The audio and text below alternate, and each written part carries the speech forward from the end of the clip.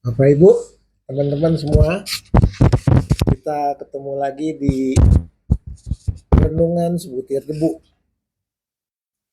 Pada kesempatan ini saya ingin mengajak Bapak Ibu, teman-teman, untuk kita sama-sama merenungkan tentang nabi palsu. Kenapa sih dibilang nabi palsu? Dan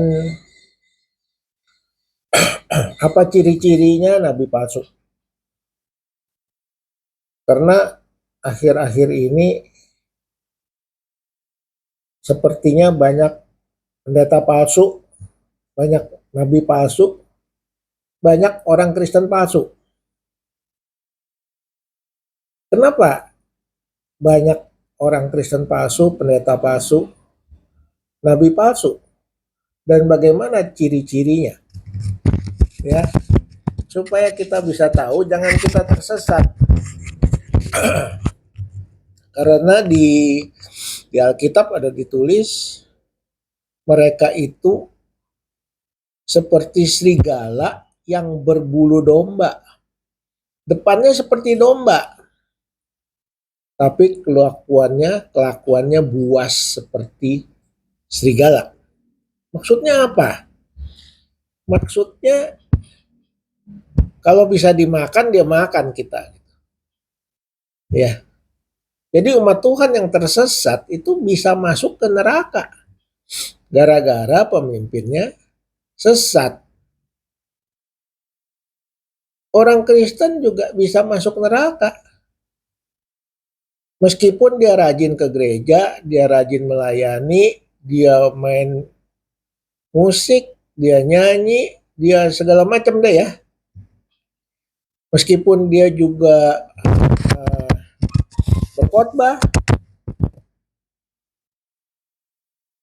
Tuhan bukan lihat itu. Yang Tuhan lihat adalah hati kita. Apakah hati kita itu menyembah Tuhan, mengakui Tuhan sebagai Tuhan, menghormati Tuhan, mencintai Tuhan, dan melayani Tuhan hanya untuk kemuliaan Tuhan, bukan untuk kemuliaan diri sendiri. Ini yang seringkali jadi kebablasan, Bapak Ibu. Banyak orang Kristen datang ke gereja cuman ingin dapat berkat. Banyak orang Kristen ke gereja hanya ingin dengar musik yang enak, menyenangkan hatinya. Banyak orang Kristen yang ke gereja cuman mau happy-happy, makan-makan, mengenyangkan perutnya saja. Ya, banyak juga orang Kristen yang ke gereja mau sehat karena punya prinsip Tuhan Maha Penyembuh, Tuhan Maha Pengasih. Kalau gue masuk Kristen, gue sehat, nggak sakit-sakit dan nggak kena sakit bahaya. Ada orang Kristen yang bilang, saya ke gereja senang sama boksunya, sama pendetanya, karena pendetanya ganteng. Ada yang ke gereja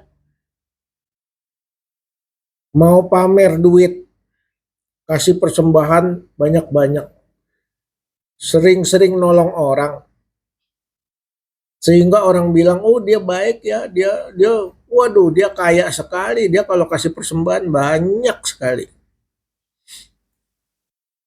Ini yang bahaya Bapak Ibu teman-teman semua. Tuhan melihat hati. Kalau Tuhan melihat hati, berarti Tuhan melihat apa motivasi hati kita. Apakah ini untuk diri sendiri, untuk mempermuliakan diri sendiri, atau sungguh-sungguh mencintai Tuhan untuk mempermuliakan Tuhan. Karena kita mesti ingat, manusia diciptakan hanya untuk mempermuliakan nama Tuhan. bukan untuk meninggikan diri sendiri. Nah, Kristen yang begini adalah Kristen palsu. Ya, Kristen palsu. Waktu Kristen palsu ini menghadapi musibah, dia akan syok. Mungkin dia akan tawar hati, mungkin dia akan meninggalkan Tuhan. Mungkin dia jadi nggak percaya Tuhan lagi, dan dia hancur. Ya, kita ingat ada perumpamaan orang membangun di atas batu karang, membangun rumah, dan orang yang bangun di atas pasir. Atau bangunnya pakai kayu, yang satu bangunnya pakai batu. Yang bangun di atas batu karang dan pakai batu itu kuat, kalau ada angin menerpa dia tetap kokoh. Tapi yang bangun di atas pasir dan dengan kayu, ketiup angin dia roboh. Nah, ini perumpamaan tentang iman. Iman kekristenan kita orang Kristen. Sebagai orang Kristen, kita harus beriman. Iman itu apa? Iman itu ada kepercayaan penuh kepada Tuhan. Nah, waktu kita percaya, maka kita bisa berharap. Waktu kita berharap, karena kita cinta Tuhan, kita selalu ingin mempermuliakan nama Tuhan. Kalau kita ingin Tuhan mengikuti keinginan kita, itu namanya kurang ajar. Kenapa saya bilang kurang ajar? Karena kita memerintahkan Tuhan untuk ngikutin kemauan kita.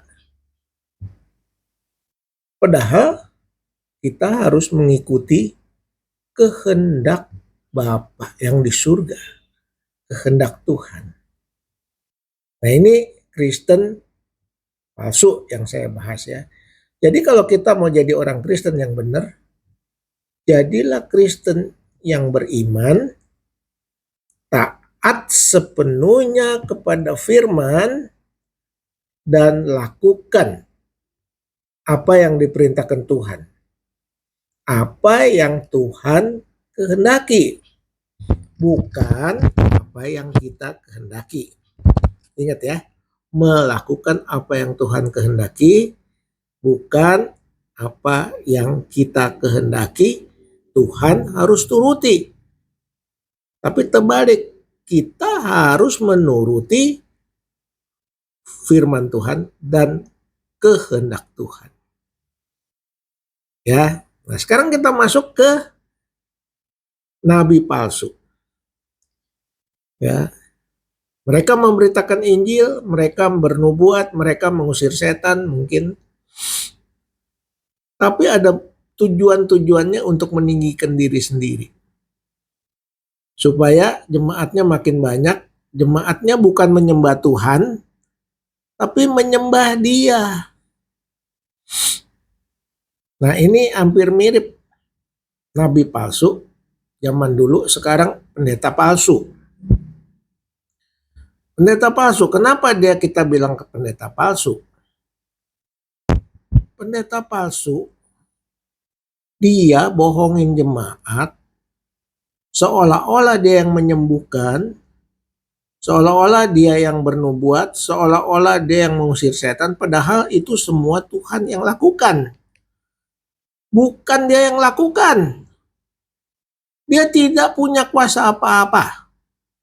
Yang berkuasa adalah Tuhan. Ya, dia melakukan itu untuk apa? Cuman sekedar untuk ngetop supaya pengikutnya banyak, jemaatnya menyembah dia, sehingga apa yang dia katakan diturutin oleh jemaatnya.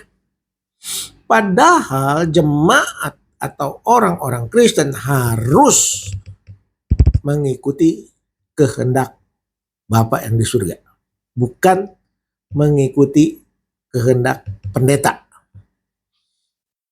Kenapa saya katakan ini? Karena ini penting Bapak Ibu. Ini penting sekali di zaman akhir ini. Jangan sampai ada dari kita anak-anak Tuhan yang benar-benar mau beribadah, cuman karena tidak mengerti ketinggalan waktu Tuhan datang. Akhirnya masuk neraka. Ini yang saya prihatin. Jangan sampai ada umat Tuhan yang sebenarnya dia rindu sekali, tapi karena dia tidak ngerti, dia disesatkan oleh pemuka agama, dia jadi tersesat. Nah, untuk beriman itu tidak gampang, karena itu bertentangan dengan rasio.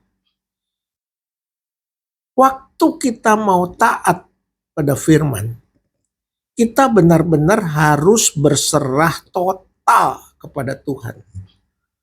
Nggak bisa pakai rasio. Ya. Selama masih tunduk pada rasio, maka kita masih hidup dalam kedagingan. Padahal Tuhan bilang, aku roh, barang siapa menyembah aku harus menyembah di dalam roh dan kebenaran.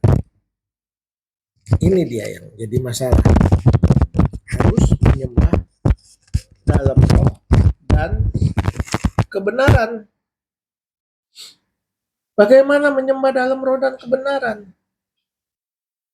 Menyembah dalam roh artinya menyangkal kedagingan kita, menyangkal keinginan daging, menyangkal semua kenikmatan-kenikmatan daging. Buang roh-roh amarah, buang kesombongan, dendam, dengki, iri hati, serakah, ya, perjinahan, dusta, perpecahan, pertengkaran, perselisihan, kebencian, amarah, dan lain-lain. Itu semua harus disangka, harus dibuang. Taat kepada roh. Roh bilang apa? Kasihlah Tuhanmu dengan segenap hatimu, dengan segenap kekuatanmu, dengan segenap akal budimu. Kasihilah juga sesamamu manusia sebagai dirimu sendiri. Tapi kenyataannya suami istri berantem. Padahal katanya Kristen, katanya mengasihi Allah. Tapi mengasihi suami atau mengasihi istri itu tidak dilakukan. Ya. Nah, ini yang dipakai oleh iblis. Nah, sekarang saya masuk ke pendeta palsu. Saya bacakan dari 1 Yohanes pasal 2. 1 Yohanes pasal 2 ayat 15-16. Bapak Ibu perhatikan, baca pelan-pelan nanti ya. Karena ini waktunya singkat, jadi Bapak Ibu baca sendiri. Bunyinya gini, janganlah kamu mengasihi dunia dan apa yang ada di dalamnya.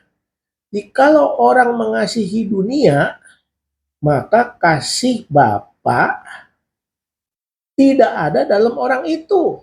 Kasih Bapa tidak ada dalam orang itu. Sebab semua yang ada di dalam dunia, yaitu keinginan daging dan keinginan mata, serta keangkuhan hidup, sombong ya, bukan berasal dari Bapa, tapi berasal dari dunia. Ingat ya, 1 Yohanes 2 ayat 15 dan 16. Lantas di Roma, kitab Roma pasal 16 ayat 17 dan 18. Tetapi aku mengingatkan kamu, waspada terhadap mereka. Siapa? Waspada terhadap siapa? Terhadap mereka, mereka siapa? Itu pendeta-pendeta palsu. Nabi-nabi palsu. Pengajar-pengajar palsu. Yang bertentangan dengan pengajaran yang telah kamu terima. Apa pengajaran yang telah kita terima? Yaitu firman Allah.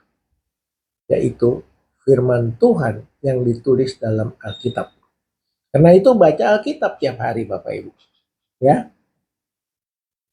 Waspada terhadap mereka yang bertentangan dengan pengajaran yang telah kamu terima, menimbulkan perpecahan dan godaan. Ya, serakah itu godaan, selingkuh itu godaan, perzinahan itu godaan. Sebab itu hindarilah mereka. Sebab orang-orang demikian tidak melayani Kristus Tuhan kita. Tidak melayani Kristus Tuhan kita. Tetapi melayani perut mereka sendiri. Jadi kalau pendeta yang gerejanya gede, belum tentu dia benar loh. Mungkin dia hanya melayani perut dia, supaya dia dapat income-nya banyak, persembahan banyak, perpuluhan banyak, jadi dia kaya. Saya bukan menghakimi, tapi saya mau mengajak Bapak Ibu supaya kita beriman dan ngikutin apa yang ada dalam firman Tuhan. Yang ada di Roma 16 ayat 17-18, yang ada di 1 Yohanes pasal 2 ayat 15-16. Nanti Bapak Ibu baca sendiri kalau ada waktu. Ya. Jangan sesat, Tuhan tidak mau dipermainkan. Ya, sampai Tuhan bilang nanti waktu aku datang, aku akan berterus terang kepada mereka. Ada yang datang kepadaku, Tuhan aku menyembuhkan dengan nama Tuhan, aku mengusir setan dengan nama Tuhan, Tuhan aku bernubuat dengan nama Tuhan. Tuhan bilang, nyah engkau dari hadapanku, aku tidak kenal engkau, hai pembuat kejahatan. Kenapa Tuhan bilang dia pembuat kejahatan? Karena dia nipu. Dia menyebarkan ajaran yang salah yang tidak sesuai dengan firman Tuhan. Kenapa tidak sesuai? Mana ada di Alkitab hamba-hamba Tuhan, nabi-nabi yang sungguh-sungguh nabi Tuhan, hidupnya bahagia? Nggak ada. Tuhan izinkan semua terjadi, kesulitan-kesulitan untuk memurnikan iman mereka. Untuk mengizinkan mereka lebih mengenal Tuhan. Merasakan begitu besar pimpinan Tuhan. Ya, jadi hati-hati ya Bapak Ibu, jangan sembarangan ke gereja-gereja gede aja diikutin ya. Mau cari Tuhan apa mau cari lagunya, apa mau cari pendetanya, apa mau cari pacar, apa-apa. Kita ke gereja beribadah hanya untuk mencari Tuhan.